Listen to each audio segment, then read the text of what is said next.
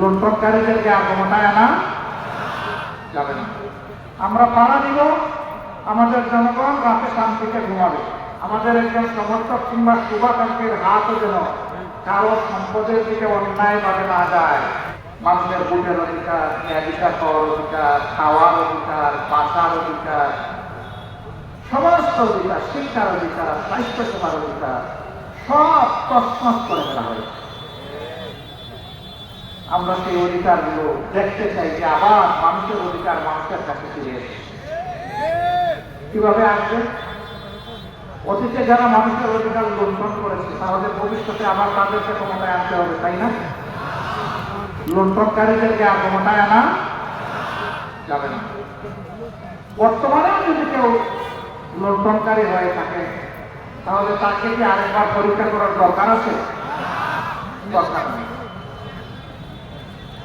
এত কষ্ট, এত দুর্বিষহ যন্ত্রণা দেওয়া হয়েছে বাংলাদেশ জামাত ইসলামকে, কিন্তু আল্লাহর অশেষ মেহেরবানি আমরা আমাদের সহকর্মীদেরকে আপনাদেরকে অনুরোধ জানিয়েছিলাম শান্ত থাকুন, ধৈর্য ধরুন এবং দেশ গঠনে অংশগ্রহণ করুন।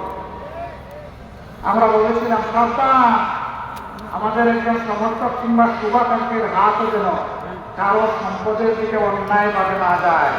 কেউ টাকা দিবেন না, কেউ ফুটপাত দখল করবেন না, কেউ কোনো স্ট্যান্ডে গিয়ে দখলদারি দাবি করবেন না।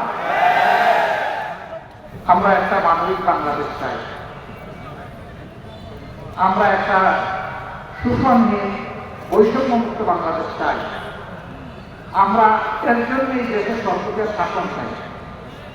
অবশ্যই মানুষ আপনাদেরকে জিজ্ঞেস করবে, আপনারা যদি নির্বাচিত হতে সংযোগ থাকবেন তার প্রমাণ কি? দুটা প্রমাণ। একটা 2001 সাল থেকে 6 সাল আমাদের তৎকালীন আমিরে জামাত এবং সেক্রেটারি জেনারেল মন্ত্রী ছিলেন। আজ পর্যন্ত কেউ প্রমাণ করতে পারেনি যে তাদের হাতে 20টা আঙ্গুলের দুর্নীতির কোনো গন্ধ লেগেছে, কেউ বলতে পারে।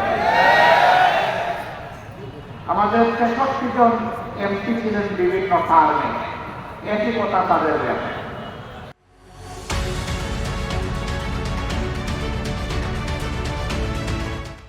আমরা পাড়া দিব, আমাদের জনগণ রাতে শান্তিতে ঘুমাবে।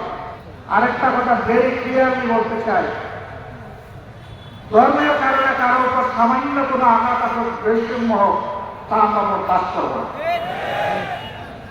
যদি বাংলাদেশে মসজিদ পাহারা দেওয়ার দরকার না হয় তাহলে ওরকম একটা সরকার কায়েম হলে তখন ইনশাআল্লাহ মন্দির, প্যাগোডা, চার্চ, মঠ কিছুই পাহারা দেওয়ার দরকার হবে না।